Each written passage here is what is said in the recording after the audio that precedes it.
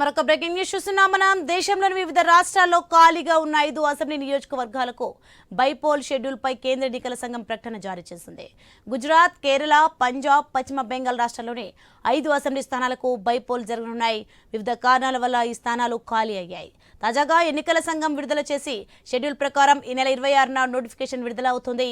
June 2 వరకు నామినేషన్లకు అవకాశం ఇవ్వనున్నారు. జూన్ 3న నామినేషన్ల పరిశీలన, జూన్ 5 వరకు నామినేషన్ల ఉపసంహరణకు అవకాశం ఇచ్చారు.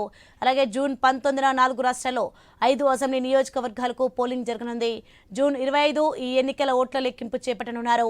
ఈ ఉప ఎన్నికలు 2024 సార్వత్రిక ఎన్నికల తర్వాత తమిళనాడు, బీహార్ ఎన్నికల ముందు వస్తుండటంతో ఇవి రాజకీయంగా కీలకమైనవిగా పరిగణించబడుతున్నాయి.